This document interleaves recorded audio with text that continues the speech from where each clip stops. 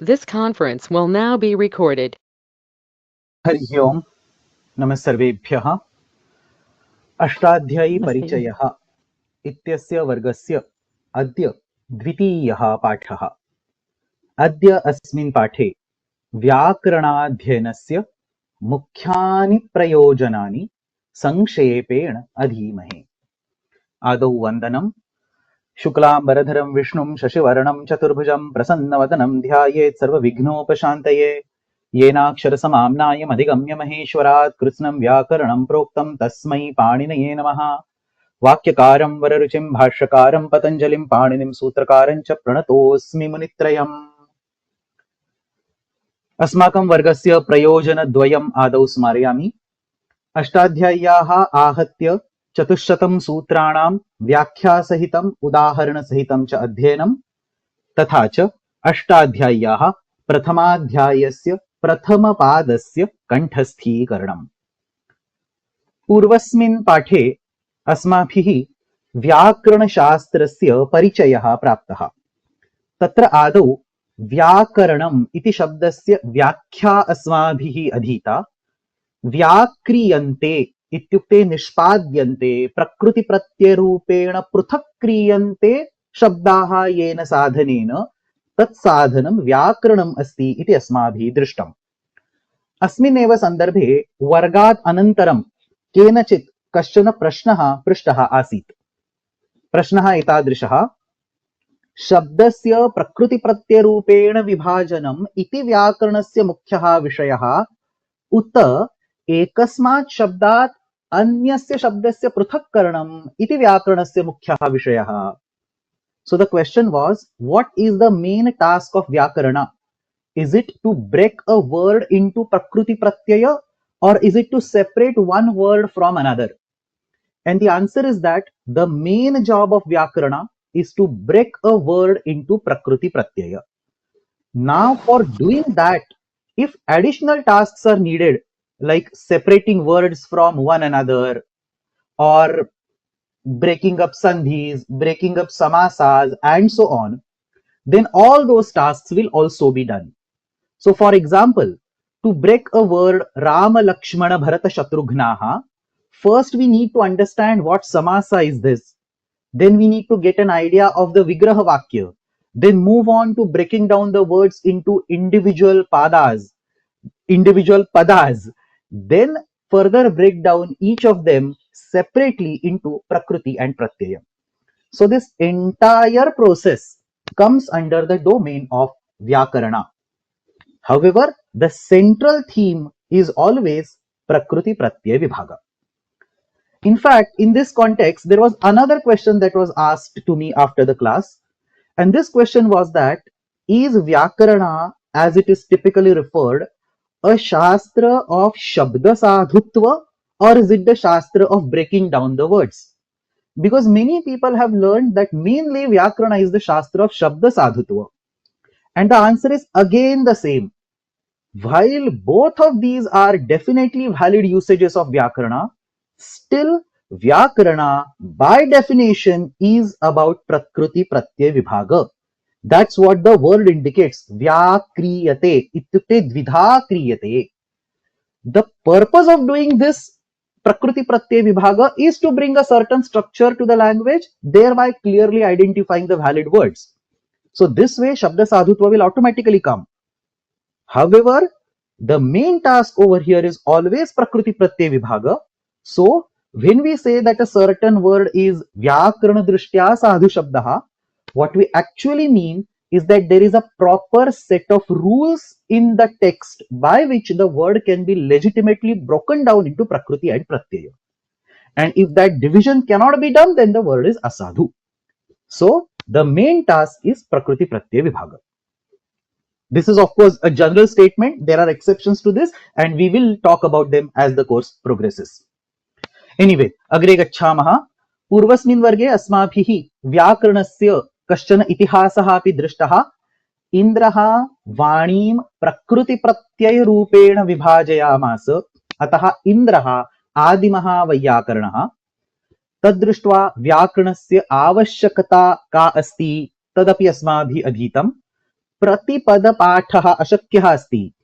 बृहस्पतिः इंद्राय दिव्यं वर्षशतं प्रतिपदोक्तानां शब्दानां शब्दपारायणं प्रोवाच नान्तं जगाम। अतः प्रकृति प्रत्यय विभागः अवश्यमेव आश्रयणीयः. This prakriti pratyay vibhaga, I also mentioned that it is completely hypothetical. Still, it gives us extremely useful skeleton for the language, and therefore it is indeed very useful. तदनन्तरम् अस्माभिः व्याकरणस्य प्राचीनत्वं दृष्ट्वं व्याकरणस्य परिगणत्वं वेदाङ्गत्वेन कृतमस्ति. सर्वेषामपि वेदानां स्वस्य स्वस्य व्याकरणम् अपि वर्तते. तद् व्याकरणं प्रातिशाख्यं नाम्ना ज्ञायते. पुराणेषु व्याकरणस्य नियमाः सन्ति. लौकिकव्याकरणानि बहूनि सन्ति. तत्र मुख्यानि 8-9 व्याकरणानि अपि अस्माभिः श्लोकरूपेण दृष्टानि. तदनन्तरम् अन्येषां व्याकरणानाम् अपेक्षया पाणिनीयव्याकरणस्य अल्पीयस्त्वम् अपि अस्माभिः अवगतम्. अग्रे सरामः. अस्मिन् सन्दर्भे व्याकरणस्य सन्दर्भे शास्त्रीयग्रन्थेषु शास्त्रपरम्परासु च काश्चन उक्तयः वेल् नोन् स्टेट्मेण्ट्स् पुनः पुनः निर्दिष्टाः दृश्यन्ते. तासां विषये इदानीं किञ्चित् वदामि. So these specific sentences, they are not the formal definitions of Vyakarana. They are just popular sentences that you might encounter in various books or on multiple occasions. So the first is Lakshya Lakshane Vyakaranam. The first ksha is ksha plus ya. The second ksha is full ksha. So understand the difference. This is a dvandva samasa. Lakshyam cha lakshanam cha iti lakshya lakshane. What is lakshya? The final goal. Shabdaha iti lakshyaha. It is the final word whose sadhutva is being told. And what is lakshana? Sutram lakshanam. It is the rule that gives the sadhutva of that word. So these two, lakshya and lakshana, come together to form the vyakaranam. Lakshyam cha lakshanam cha etat samuditam vyakaranam bhavati. And in fact, this actually brings us back to the same point that we discussed literally 2 minutes ago. Vyakarana is the shastra of giving the sadhu words by applying the rules that give the prakriti pratyay vibhaga. That's exactly the meaning of the phrase Lakshya Lakshani Vyakaranam. The next sentence is Shabdanushasanam Nama Shastram Vyakaranam. Shabdanushasana is another name for Vyakarana Shastra. This comes in Mahabhashyam. What is Shabdanushasanam? Shabdanam Anushasanam. Anushasanam ityukte jnapanam, nirupanam, telling the valid words and the method of creating them. So again, the same thing is told in a different way. Tatshasanam yena shabdanam jnapanam, nirupanam, prithak prithak pratipadanam kriyate. Shabdanushasanam namna loke prasiddham asti. Yet another very well-known statement. Prayuktanam anvakhyanam vyakaranam. Very important point. Please pay attention. Anvakhyana means to tell again. And prayukta means the word that is actually used in the language. So, prayuktanam anvakhyanam means to tell a word again which has already been used in the language, but in a different format. That is in the format of prakriti plus pratyaya. Prakriti pratyaya rupena shabdasya punah pratipadanam. Grammar gives the prakriti pratyaya vibhaga of the words that are actually used in the language. So the duty of Vyakarana is not to create the new words or new language. Rather, it is to prove the correctness of the words that are already present in the language. Always remember this. Vyakaranena bhasha na nirmita. Panini did not sit below a tree one fine day and said to himself, well, I don't have anything to do, so let me create some sutras and then we will start using the words that these sutras generate. That's not how it happens. First the language comes and then the grammar is created to build a structure around that language. Adau bhasha tatah vyakaranam. And therefore, it follows that vyakaranena bhashayam vidyamananam prayoganam samarthanam kriyate. And that's exactly what we say.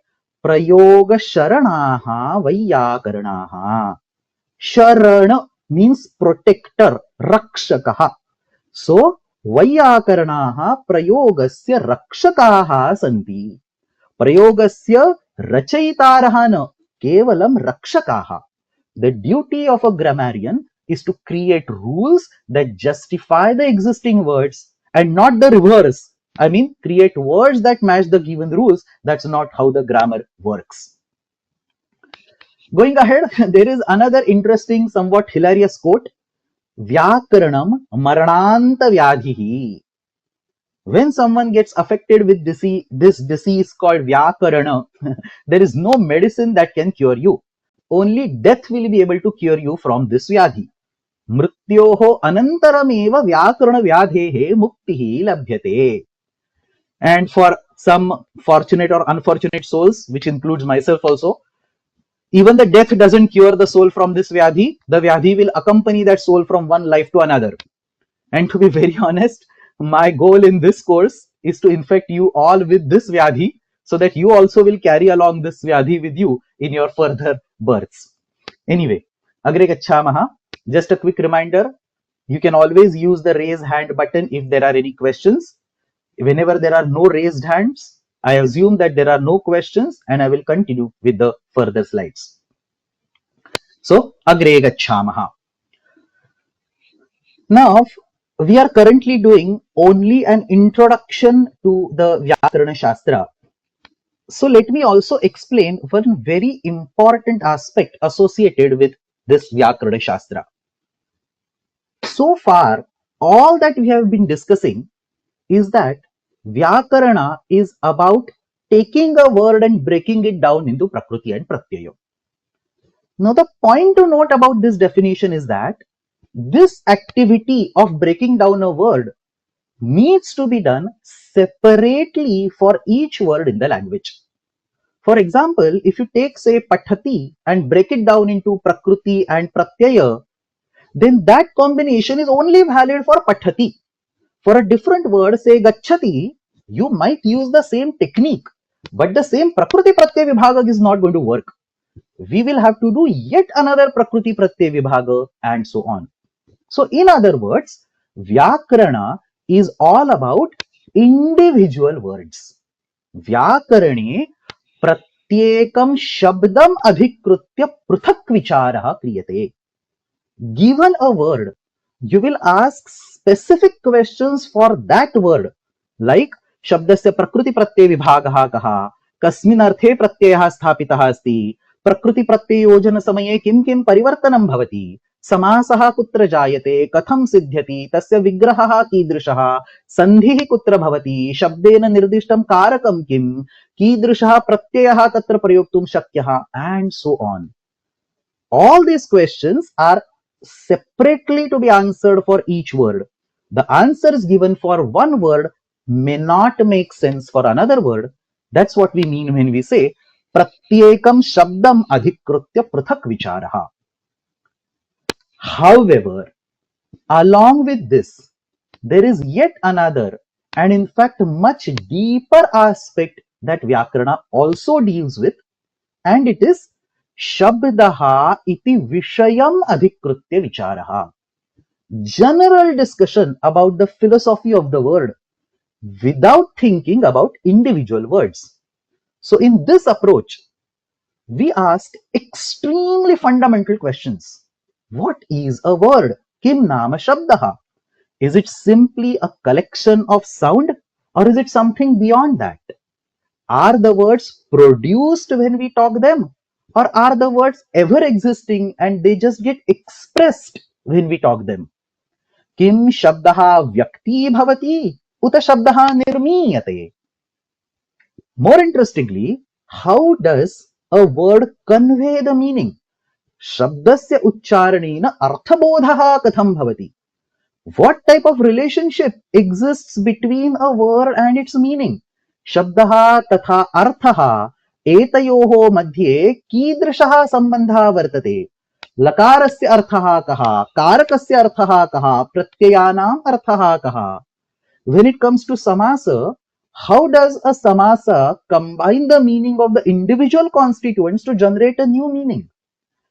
is there a fundamental semantic difference between a Kartari Prayoga, Ramaha Patham Pathati, and a Karmani Prayoga, Ramena Pathaha Pathyate? Is there a fine-grained difference between them? What is the relation between multiple words that form a sentence? And so on. Observe that unlike the previous bullet, these questions are not about any specific word. They are much deeper than that. They are about the general theory of word itself.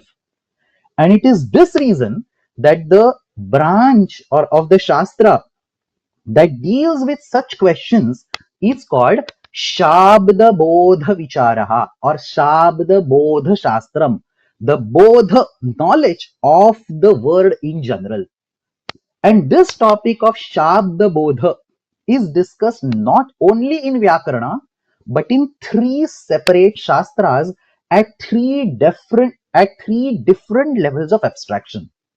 So to start with, the topic is definitely discussed in Vyakarana Shastram, which is also known as Pada Shastram because it deals with Pada Nirmana, Pada Vibhaga and individual words. But along with that, the topic is also discussed in two of the main six Astika Darshanas, namely the Mimamsa Shastram, also known as the Vakya Shastram, Purva Mimamsa, and the Nyaya Shastram, also known as the Pramana Shastram. Out of this, the Mimamsa Shastram is the science of interpretation of sentences, which is one level above the interpretation of meanings of individual words. And the Nyaya Shastra is even one level beyond that. It is about the logical correctness and soundness of a group of sentences. So now obviously all these things deal with the sentences, deal with the words.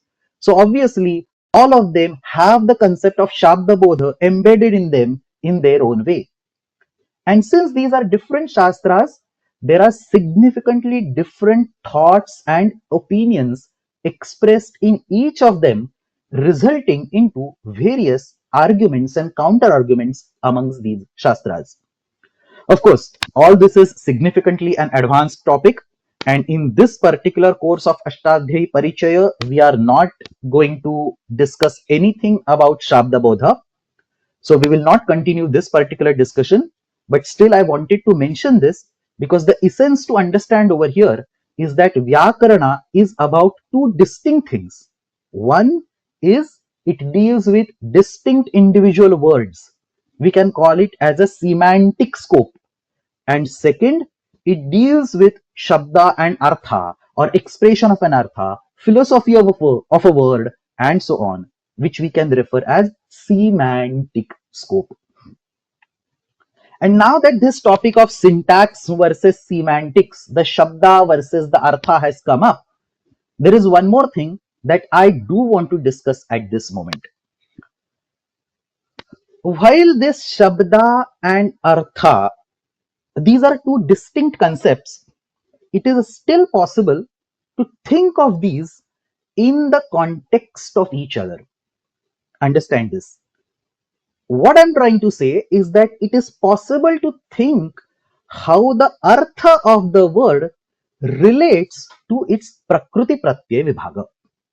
And when we try to answer this question, we end up in classifying the words of the language into four distinct categories known as Yaugika Shabdaha, Rudha Shabdaha, Yoga Rudha Shabdaha, and Yaugika Rudha Shabdaha. This is a completely new and a little bit complex discussion, so please understand this. I will be going slow. These are four separate groups.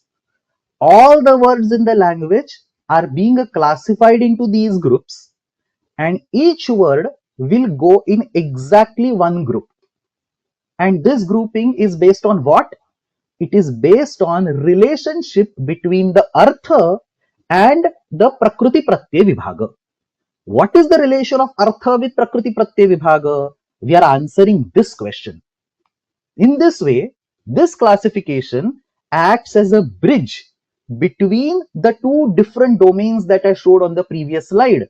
the domain of syntax on one side and the domain of semantics on the other side, this classification acts as a bridge between them, and that's why I want to spend some time today on this classification.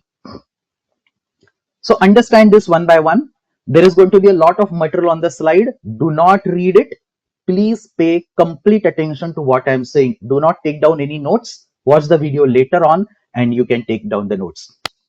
So the first category is the Yaugika Shabdaha. These are the simplest ones and easiest to understand. A Yaugika Shabda is that word whose meaning, as it is used in the language, is exactly the same as what the Prakriti Pratyaya Vibhaga will give. Yaugika Shabdaha ityukte saha Shabdaha yasya arthaha Prakriti Pratyaya Vibhagam Sampurna Rupena Anusarati. Here are some examples to understand this. Rajaputraha. What is the derivation of this? Radnyaha Putraha, son of a king. And the word Rajaputra is actually used in the language in exactly the same way to indicate son of a king. Similarly, Rashtriyaha. This is a Tadhitanta word with the derivation Rashtrasya idam Rashtriyam, something that belongs to a nation. And the usage of the word in the language fits this derivation. Rashtriya Utsavaha, Rashtriyaha Dhvajaha, Rashtriyaha Vrukshaha, Rashtriyam Dhanam, and so on. Yet another example is Pachakaha.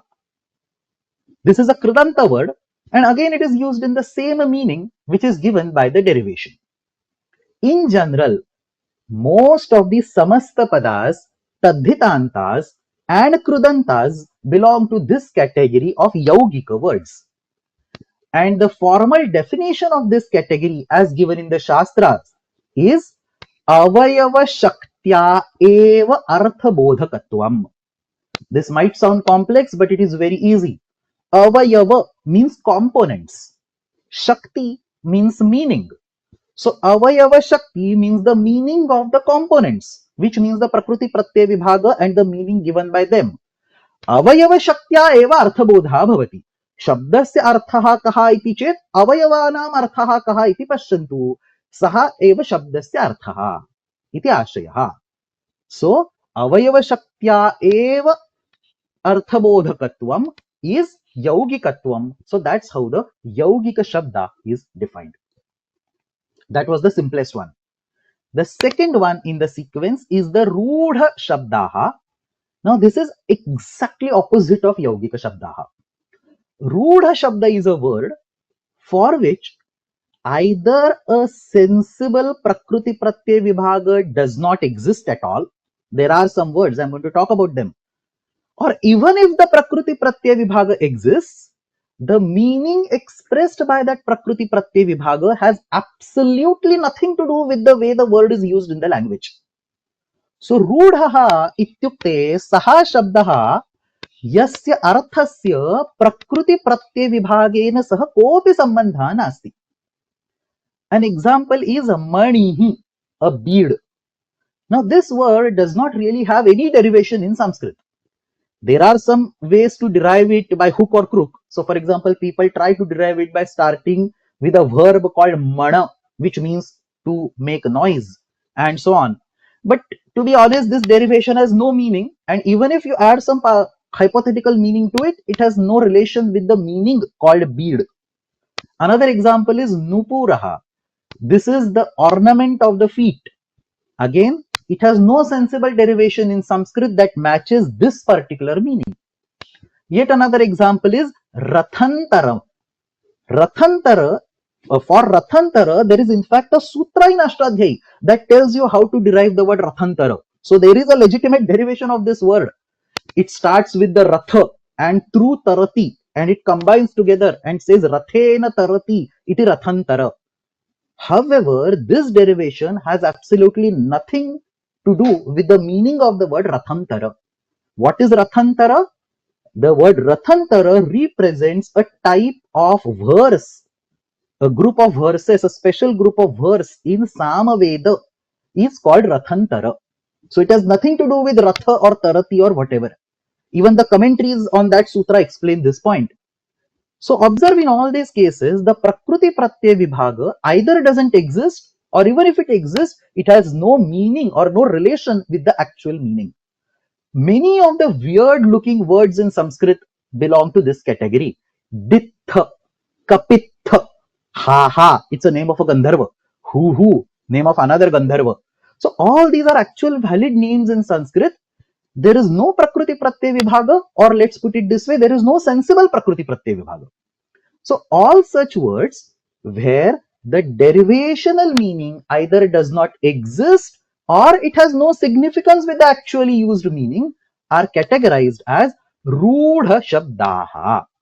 The formal definition says Avayavartham Anapekshya Samudaya Shaktya Eva Arthabodhakatvam.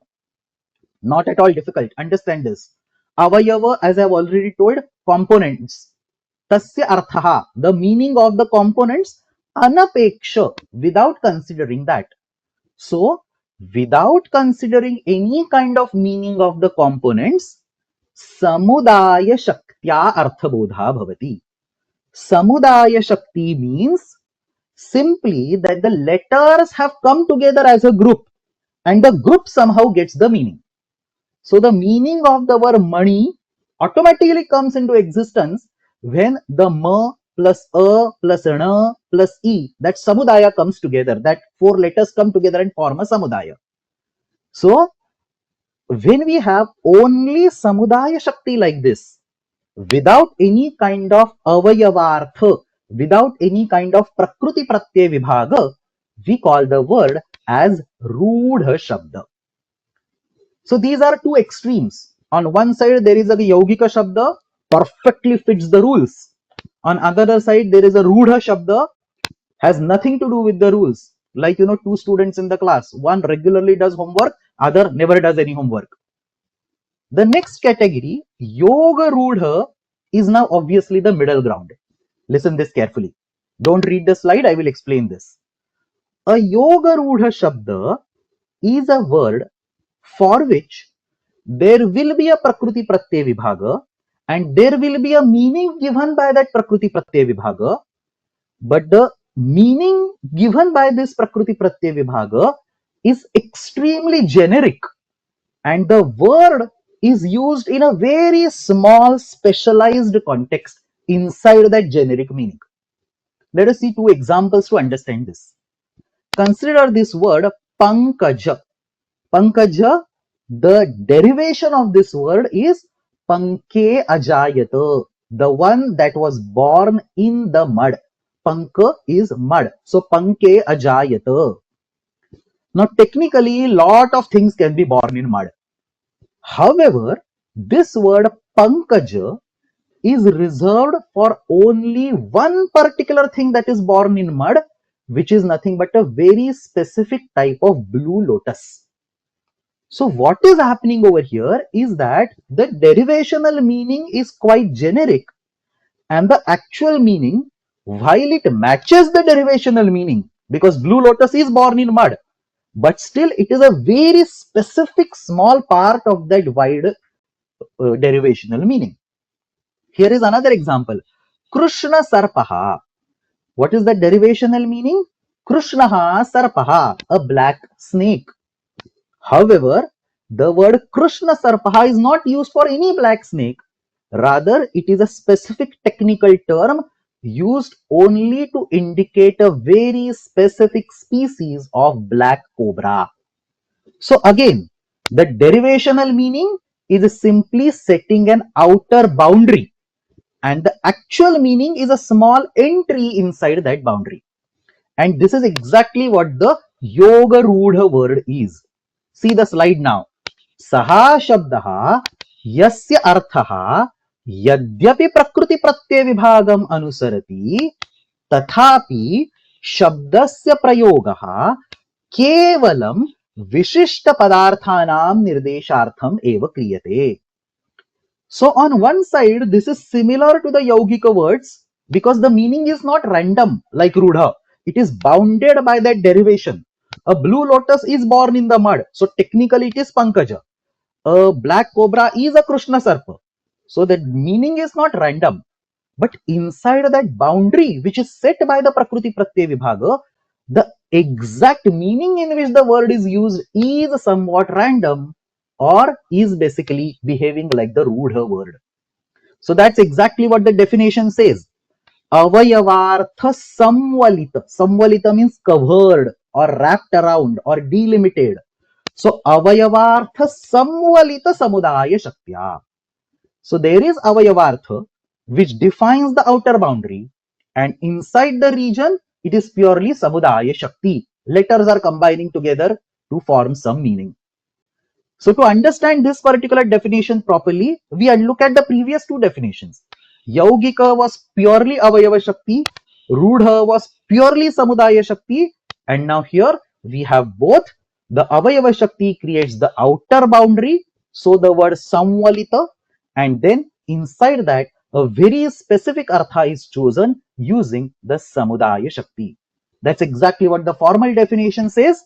अवयवार्थ संवलित समुदाय शक्त्या अर्थबोधकत्वम. So these are actually the three main classes. In many texts, you will find only three classes: Yaugika, Rudha, and Yoga Rudha. But in grammar, we have another fourth category, which is Yaugika Rudha. See the wording. The previous was Yoga Rudha, and this fourth category is Yaugika Rudha. This is actually very easy. See, we have already covered one boundary, we have covered other boundary, and we have covered the middle thing. So everything is captured. Now this Yaugika Rudha is actually very easy. It represents a word which has two distinct meanings. So unrelated meanings with each other. And in one meaning, the word is Yaugika, and other meaning, the word is Rudha. So here is a simple example. Basically, names of all of us human beings fall in this category. So for example, my name, Neelesh, it has two meanings. One, Neelaha Ishaha, black colored god or blue colored god. So Lord Vishnu, that's the derivational meaning. So when the word Neelesha is used to represent Lord Vishnu, it is Yaugika Shabda. The meaning fits the Prakriti Pratyaya Vibhaga. But when the same word is used to indicate a human being like myself, then it's a completely different meaning and it has absolutely no relevance with the derivation. I mean, obviously, the name was put by looking at the name and its derivation and so on. But now, this name does not carry that kind of derivational significance. So, on one usage, this word is Rudha. On other usage, this word is Yaugika. Another example, Patanjali. Just randomly quoting it. The Patanjali is also a Yaugika Rudha word.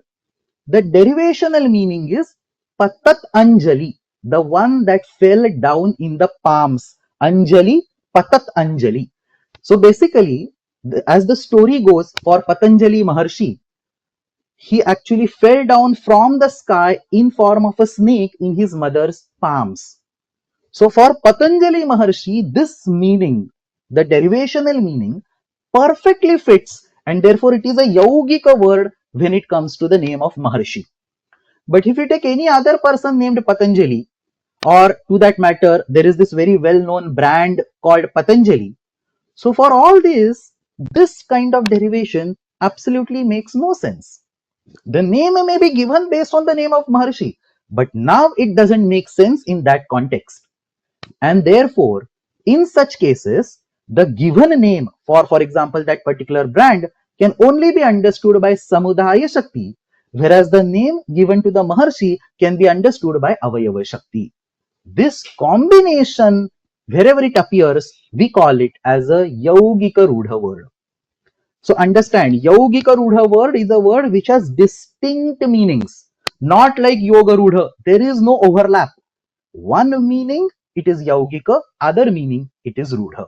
So Saha Shabdaha, Yasya Dvau Athava Adhikaha Arthaha Santi, तथा च केषुचित् अर्थेषु अयं शब्दः यौगिकः अन्येषु अर्थेषु रूढः is called यौगिक रूढ शब्द.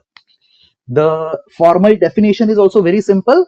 अवयव शक्त्या समुदाय शक्त्या च पृथक पृथक अर्थबोधकत्वम.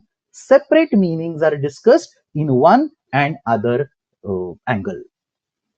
And the common textbook example given for this Yaugika Rudha word is this Ashwagandha. On one hand, this word is used to describe a woman who has an odor like that of a horse. Ashwasya gandhaha iva gandhaha yasyaha.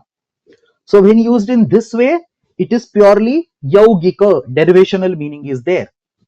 But at the same time, Ashwagandha is also a name of a very specific medicinal tree, mainly used in Ayurveda as a medicine for reducing anxiety and stress.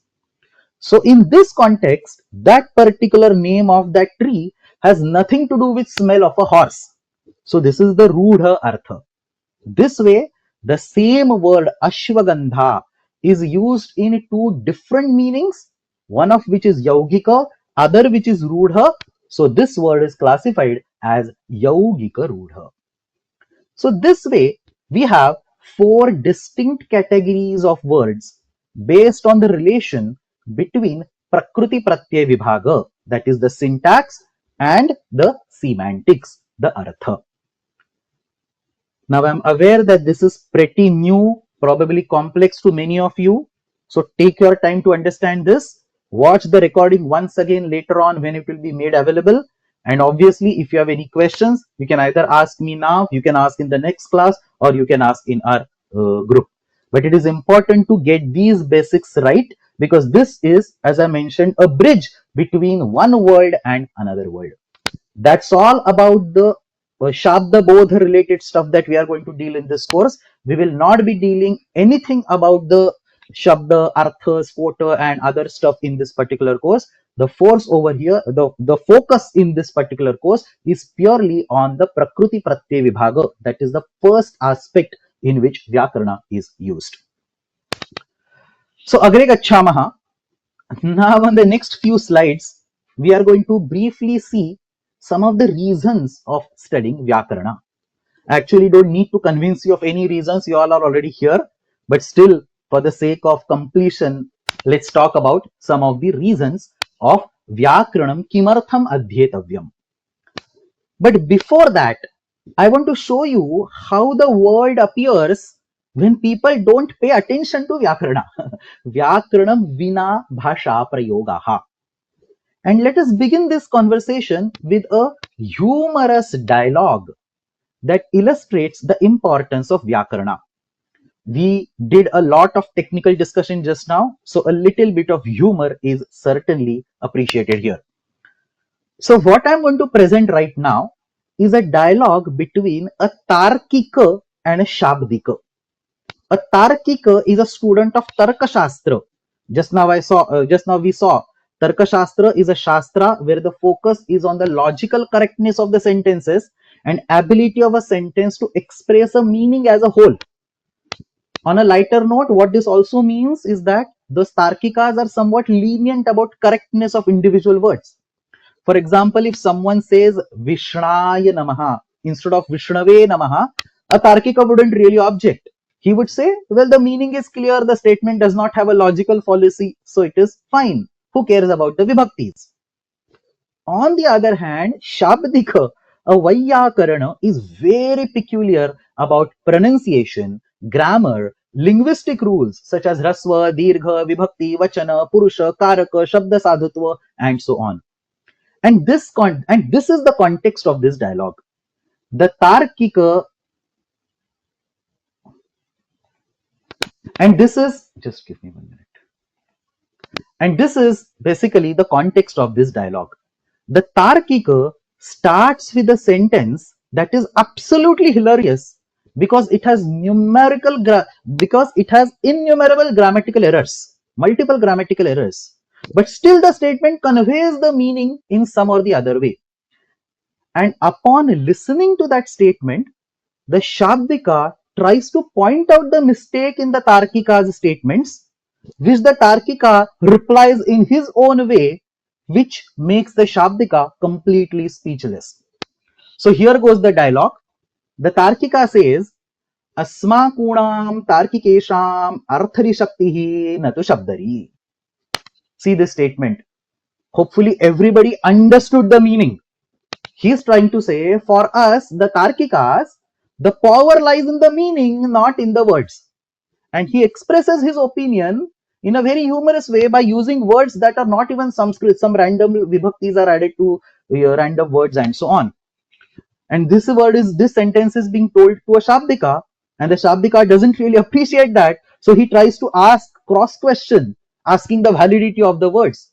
So Shabdika says, Asma kunam iti katham. How did you use the word Asma kunam in your sentence? What rule? What is the Prakriti Pratyaya and so on? And Tarkika very happily replies, Ikshvakunam iti yatham. Just like the way there is a word Ikshvakunam, I use the word Asmakunam. And see, even in that reply, he uses the word yatham. So even in that reply, he is making a mistake. And still we can understand what he's trying to say. So Ikshvakunam iti yatham. And then Shabdika says, Tarkikesham iti katham. So the next word, he cross questions about that. And the reply is Anekesham iti yatham. So we have the word Aneka becoming Anekesham. So Tarkika becomes Tarkikesham. And then he asks, Arthari iti katham. And then the reply comes, well, there is a word called Kartari. So like that, Arthari. So Arthari iti katham, Kartari iti yatham. And now the Shabdika is really irritated. So he says, okay, in your answers, you are continuously using the word yatham. So yatham iti katham. So how are you using the word yatham? And then he replies, katham iti yatham. So just like the way the word katham is used, I am using the word yatham. So let me read this dialogue again now without giving my own commentary in between. So asmakunam tarkikesham arthari shaktihi natu shabdari. Asmakunam iti katham ikshvakunam iti yatham.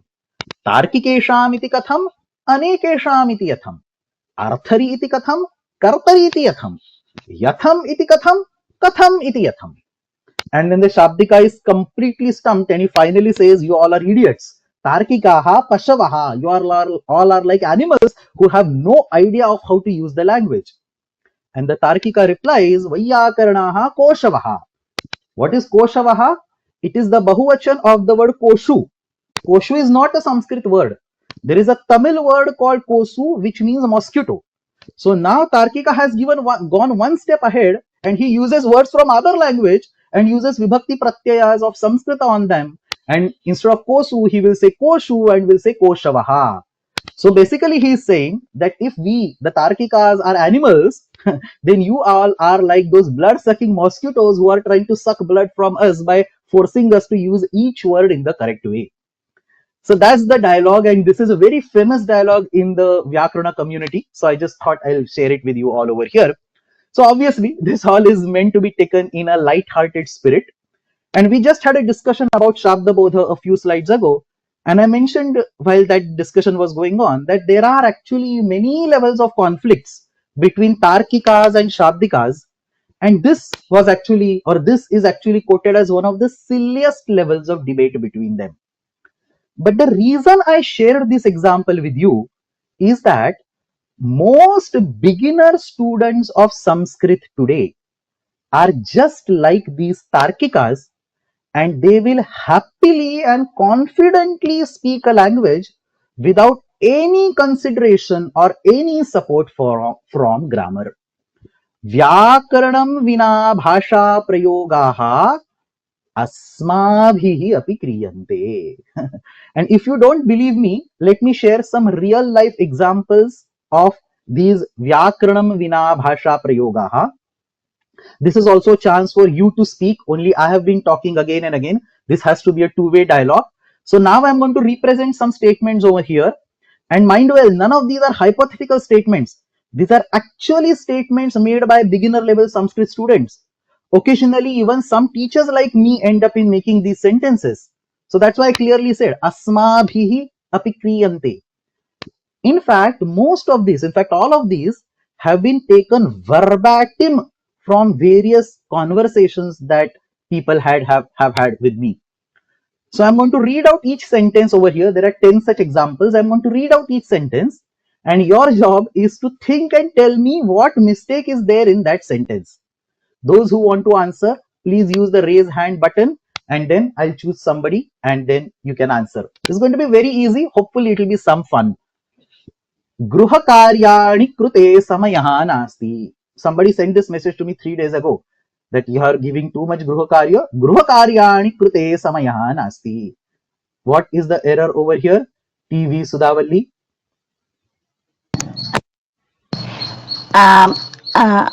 गृह कार्य में homework, there is no time for doing the homework. But what is the error in this statement? Is there a mistake in this statement? Gruha karyani krute samayah nasti. Lalita Achyuta, you can speak. गृहकार्ये समयं नास्ति. गृहकार्यार्थं समयः, गृहकार्यस्य कृते समयः नास्ति और गृहकार्यार्थं समयः नास्ति इति वक्तव्यं. Not गृहकार्याणि कृते समयः नास्ति. You cannot randomly put any vibhaktis over here and there. वर्गं प्रारम्भं कुर्मः. वर्गं प्रारम्भं कुर्मः. अंजलि लेलेजी. वर्गस्य प्रारम्भं कुर्मः. वर्गस्य प्रारम्भं कुर्मः और वर्गं प्रारभामहे. So many even teachers have seen making this mistake when you use a घञ् Pratyaya like this. So you don't say गीतां पाठं कुर्मः, you say गीतायाः पाठं कुर्मः. So वर्गस्य प्रारम्भं कुर्मः. ग्रन्थे उत्तरं न मिलति. I am not getting the answer. This is what a scholar actually was talking with me. That person asked me a question. I said I find it's there in one of the books. And then he comes back and says, Granthe uttaram na milati. Chinmay, what is the error over here? न दृश्यते इति वक्तुं शक्नुमः. Granthe uttaram na labhyate, na drishyate, na dattamasti. So milati, many specifically Hindi and Marathi speaking people, they use the verb milati to represent obtains. Milati only means to join. Ganga Yamunaya milati. The translation for obtains is not milati in Sanskrit.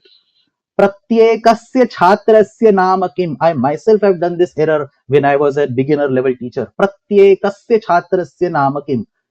Purnima ji.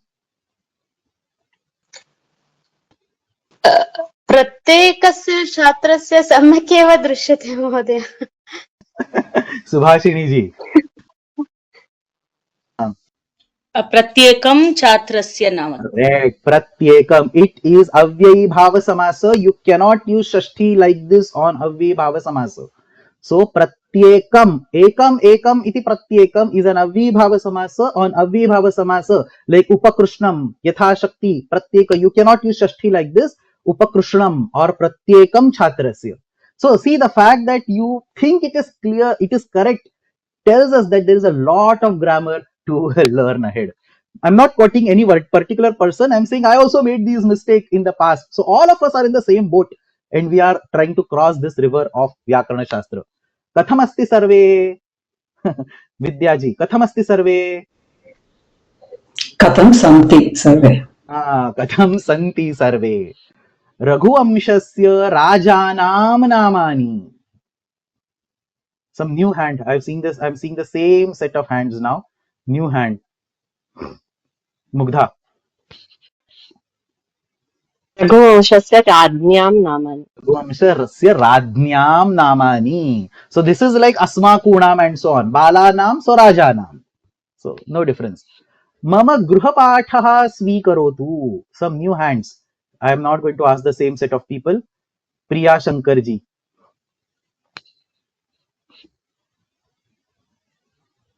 You can unmute. Priya Shankarji.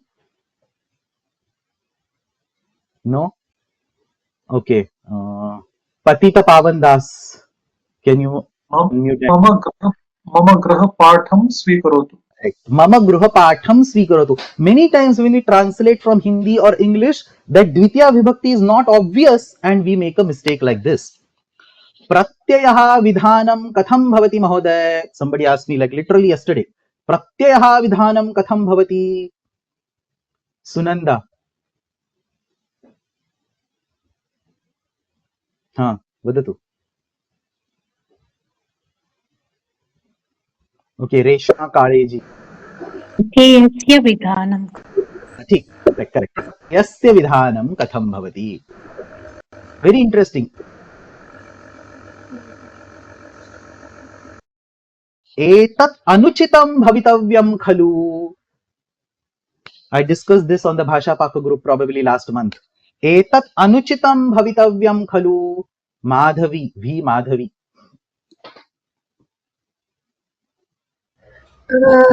महोदय तत्र एतत् तृतीया विभक्त्यां वक्तव्यं वा? correct what will be the form एभिः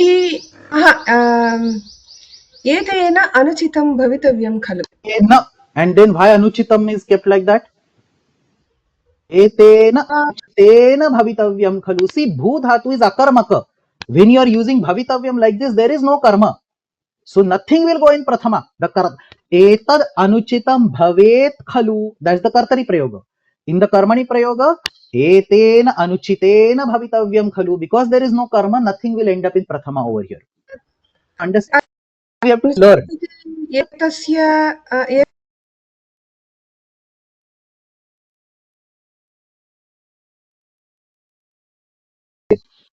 and the last one aham pachitavati I cooked aham pachitavati some new name I have seen the same set of hands again and again now megha sk अहं पक्तवती no not paktavati there is a very famous story about this I don't have time otherwise I would have told that story find out a story about patanjali and pachitavati but swarnambha lokesh no अहमपि तादृशमेव anybody who doesn't want to say aham paktavati all of you please put down your hands anybody ruchi bhagini अहं पक्ववती so pakwavati so in conclusion all these statements are absolutely incorrect and only after we learn vyakarana we can be truly confident about what is correct and what is not correct and this is the precise reason why vyakarana should be studied in fact we can give many more examples see here for a few more ramaha nishnatah uta ramaha nisnatah सा शूर्पणखा उत सा शूर्पणखी ग्रामस्य दूरे गृहमस्ति और ग्रामात् दूरेण गृहमस्ति कर्तरि प्रयोगः with single तकार और कर्तरि प्रयोगः विद डबल तकार हरिम वंदे विद अनुस्वार और हरिम वंदे विद मकार पटुः बालिका और पटवी बालिका द्वितीयायाः और द्वितीयस्याः चकर the lit lakara form चकर और चकार the kt pratyant form japita or japta many such questions can be asked ironically it turns out that everything that is shown on the slide over here is grammatically valid and only somebody who is super clear about the underlying rules can be confident about this so what is the conclusion over here दृढरीत्या विना संशयं शब्द प्रयोगान् कर्तुं व्याकरणम् अध्येतव्यम् and this in fact is the most important reason for studying vyakarana but you may still ask what is the problem if we continue to speak with mistakes and why worry about the valid prayogas at all we can speak whatever we want as long as the other person understands it. After all, asmakunam tarkikesham arthari shaktihi natu shabdari. So the answer to this question can be given at two distinct levels. The laukika level and the paramarthika or paralaukika level. Patanjali in his Mahabhashyam throws a lot of light on this topic all the way in the beginning. I have just picked one of the main sentences from his book where Patanjali Maharshi lists 5 different important reasons for studying Vyakarana. Rakshohagama laghva sandehaha Vyakaranasya prayojanam. Let's quickly go over this without spending too much time. The first point is Raksha. This refers to protecting the Vedic tradition, the Veda Raksha.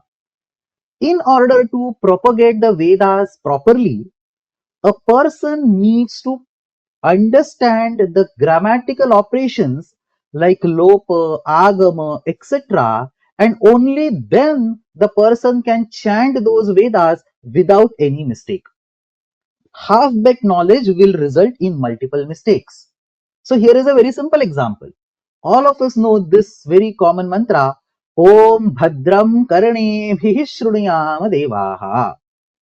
This mantra uses the word Karnebhihi, which is the Tritiya Bahuvachana of the word Karna.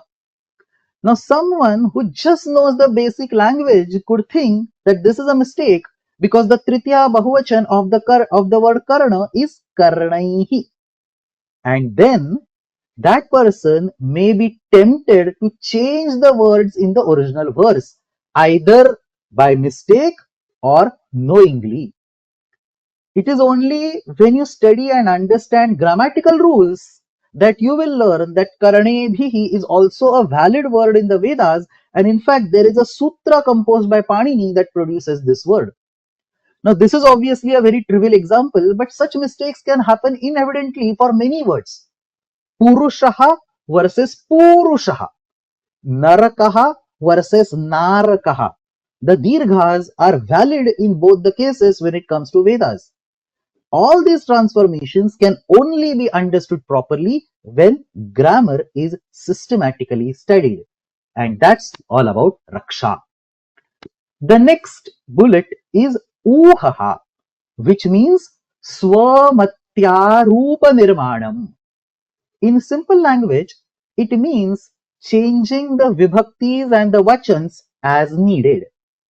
The mantras in the Vedas will obviously not be there for all the types of words, and therefore you will need to change these words in those mantras, and you will need to know grammar for that. Na sarvaihi lingaihi na cha sarvabhihi vibhaktibhihi vede mantra nigaditaha te cha avashyam yajnagaten yathartham viparinamayitabhyaha tan न अवैयाकरणः शक्नोति यथार्थम विपरिणमयितुम्. Again a simple example, a mantra spoken while doing Agnihotra. The morning mantra is Suryaya Swaha. The evening mantra is Agnaye Swaha.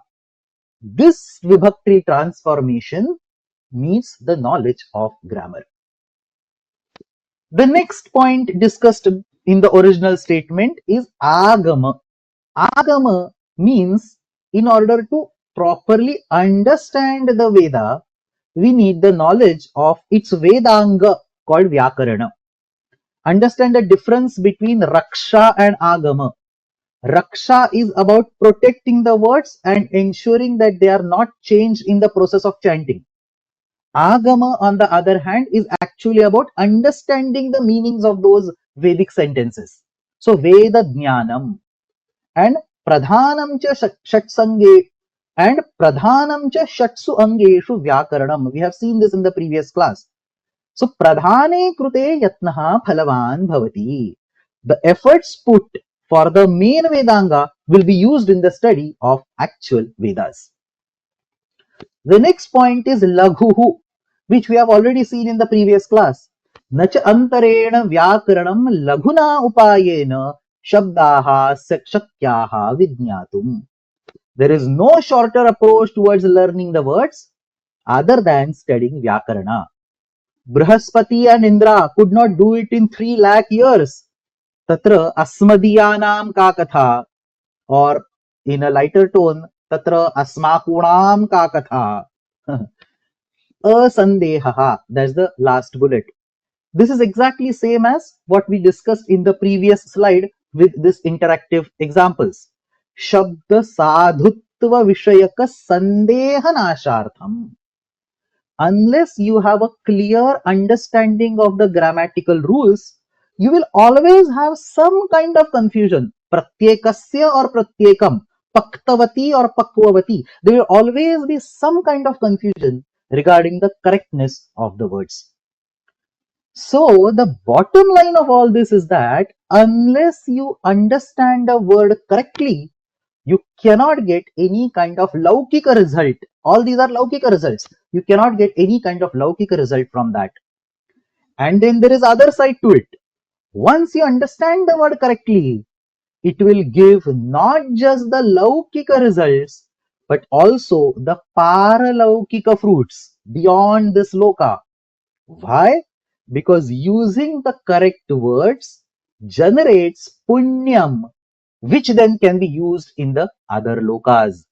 Ekaha shabdaha samyak jnataha शास्त्रान्वितः सुप्रयुक्तः स्वर्गे लोके कामधुक् भवति. Vyakarana acts as a tool. Even not just Vyakarana, a single word acts as a tool if it is properly pronounced and understood.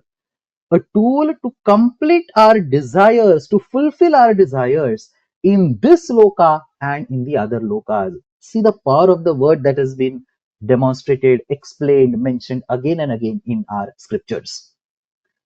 Now, interestingly, there is a joke about this particular statement that occurs in the Mahabhashya. Let me show this to you. So, Shabdasya Jnane Kim Prayojanam? What is the point of knowing a word? Is the question that is asked.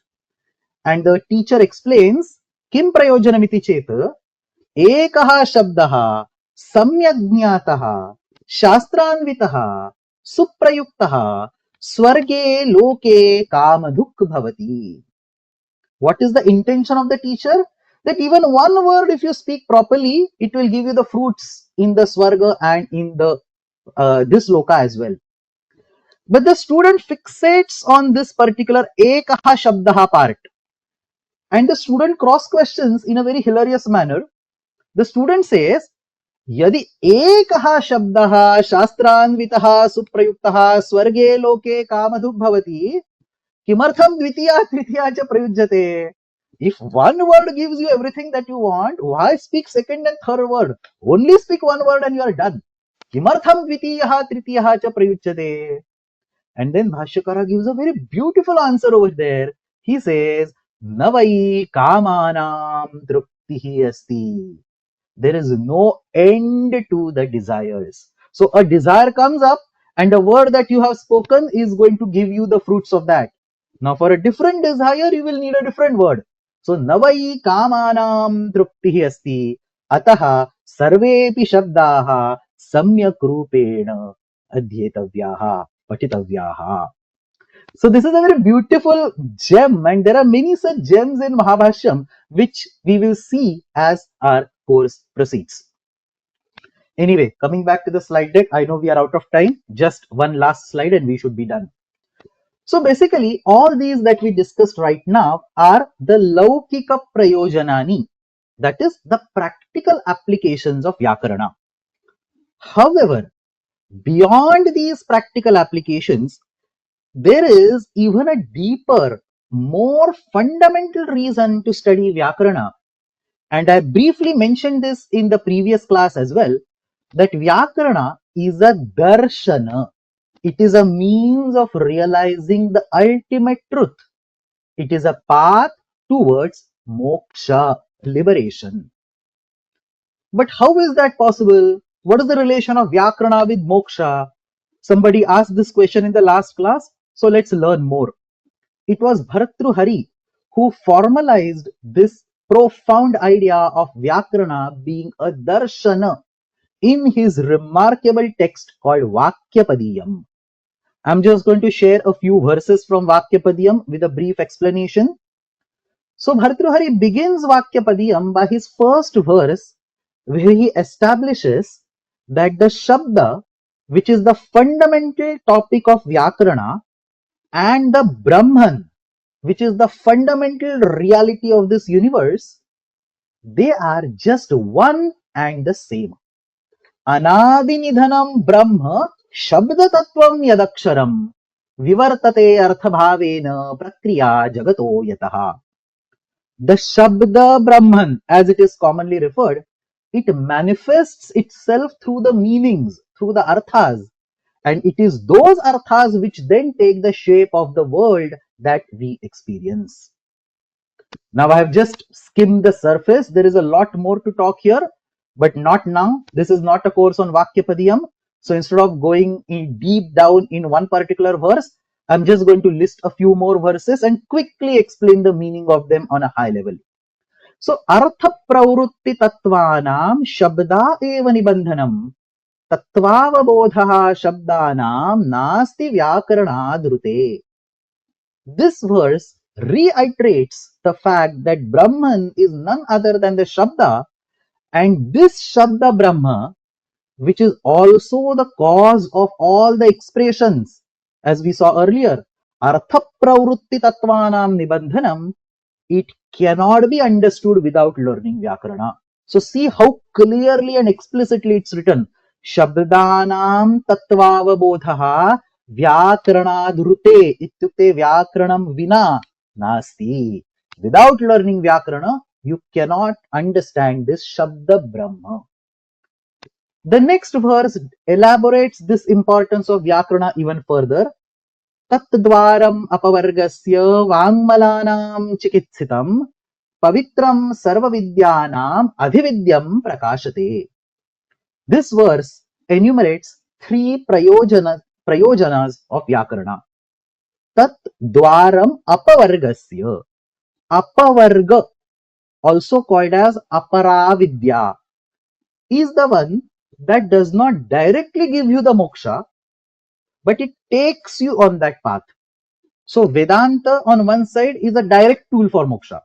Vyakarana is not a direct tool. It will take you on that path. So it is the Raja Marga. We have seen this in the previous class. It leads to a bigger truth. And how does it lead us there? By purifying our speech.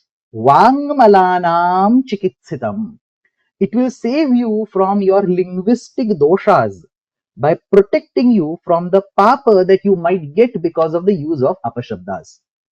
And then Pavitram Sarva Vidyanam. Vyakarana purifies not just the language but also other shastras, other disciplines, elevating them to even higher standard. And by doing this, Vyakarana itself shines beyond all these shastras. Adhividyam prakashate. The next verse is what we also saw in the previous class. Idamadyam padasthanam siddhisopana parvanam yam sa mokshamananam ajimha rajapaddhatihi. We also have this on our website. Vyakarana is the foundational step. Ajimha adyam padasthanam of that non-crooked road. Ajimha rajapaddhatihi. And the final verse on the screen. Yadekam prakriya bhedair bahudha pravibhajyate tadvyakranam agamya param brahmadigamyate. See the direct reference. This verse highlights the similarity between multiple vyakaranas and multiple branches of realizing the Brahman. So there is a single Brahman, but there are different branches of Shastra. Nyaya, Vaisheshika, Sankhya, Yoga, Mimamsa, Vedanta, all of this will explain this Brahman in different ways. In exactly the same way, Shabda Brahma is only one, but it gets elaborated upon by various grammatical systems. Prakriya bhedaihi bahudha pravibhajyate. Prakriya here refers to grammar. So multiple Vyakaranas are there. The same Shabda Brahma is being explained, and understanding these multiple grammars would lead to the realization of Shabda Brahman. Tad Vyakaranam agamya param brahma adhigamyate. Vakyapadiyam is actually full of such beautiful verses. In fact, Vyakarana Shastra as a darshana deserves its own dedicated series of classes. And for those who want to explore this particular topic ahead, there are excellent lectures on Vakyapadiyam freely available on YouTube by eminent scholars. You should definitely check them out. The purpose of this particular slide specifically and in general for today's class was to simply demonstrate the practical and spiritual significance of Vyakarana and to make this belief firm that we need to study Vyakarana in this entire course. So with this foundation in the previous class and today's class, I think we have covered enough introductory material And now we are ready to enter some topics from Shiksha Shastra. So we will be focusing for the next 2 or 3 classes on the Shiksha Shastra, Varna, Varnotpatti, Varnocharanam, and so on, which will serve as the foundation, as the building blocks for our grammatical studies ahead. So let's stop here today. Here is the homework. Let me zoom it in and quickly read this. अधोतक्तानां शब्दानां लघुरूपेण उत्तराणि लिखत. किं नाम योगरूढ शब्दाः सोदाहरणं स्पष्टीकुरुत. I have explained this. Harim वंदे इति मकार घटितः प्रयोगः साधु उत असाधु स्पष्टीकुरुत. If you don't know the answer, ask around, discuss amongst yourself, and then give the answer to this question. प्रयोग शरणाः वैयाकरणाः इत्यस्य कः अभिप्रायः उदाहरणं दत्वा स्पष्टीकुरुत. व्याकरणस्य दर्शनत्व संबंधिनीं कामपि एकां कारिकाम् अन्वयेन सह स्पष्टीकुरुत. So I have listed 5 karikas. Pick any one, write the anvaya, do some extra research that you want, and give the simple 1 or 2 line bhavartha or explanation of that karika. Finally, भवद्भिः अनुभूतान् अथवा भवद्भिः कृतान् कान् अपि पंच प्रयोग दोषान् चित्वा तत्र विद्यमानं दोषं प्रदर्श्य तानि वाक्यानि शुद्ध रूपेण लिखत. So you are part of many groups. Some of you might be teachers, some of you might be helping others, you might be studying. So I'm pretty sure everybody of us has done lots of mistakes. Reflect back. Find out 5 mistakes. Don't copy from today's slide deck. Find out 5 new mistakes that you or somebody else you know has done. So bhavadbhihi anubhutan or krutan. Find out what is the mistake over there and write the vakyas in the correct form. So dosham pradarsha tani vakyani shuddha rupena likhata. So that's the first question. And the second question is a small mini essay, some 5-6 lines. रक्षोहागम लघ्व संदेहाः व्याकरणस्य प्रयोजनम् इति वाक्यं स्वभाषया स्पष्टीकुरुत. So that's all about the today's class. I have also regarding the course material, here is the link. I think I have also given this on the WhatsApp group, but I'll still show you. This is the page, bookmark that. On this page, the details of every class will be uploaded. The date of the class, the subject matter, PDF of the presentation, the video, homework, and additional material if anything is given in that class. And of course, after a few days, I will also put the homework answers in the same column. So the link is bit.ly/ashtadhyayi-parichaya-course-material. So thank you everybody for your awesome participation in the class. Hopefully this class was an enlightening one, useful. We will meet again next week. There is no class today. I have some other, tomorrow. There is no class tomorrow. I have some other work, but we will meet next week. Last week's class also, the last week's second class got cancelled. This week's also Friday class is getting cancelled. But I'm going to make sure that starting from next week, we have classes in a regular style, 2 classes a week. So we will stop here. As usual, once again, if there are any questions, you can definitely ask on the group. We have already run out of time, so I'll not take any more questions at the moment, but we'll just do the Mangalacharanam and conclude. Ashtadhyayi जगन्माता यस्य चित्तात् समुत्थिता वेदानामुपकाराय तस्मै पाणिनये नमः. शब्द ब्रह्म समाराध्य कृतवान्यो विलक्षणम्. See, Shabda Brahma Samaradhya. So again, the same concept is being carried ahead. Shabda Brahma Samaradhya Krutavanyo Vilakshanam Sarvascharyamidam Shastram Tasmai Paninaye Namaha Yena Dhauta Girah Pumsam Vimalaish Shabdavaribhihi Tamashadnyanajam Bhinnam Tasmai Paninaye Namaha. Dhanyavadaha.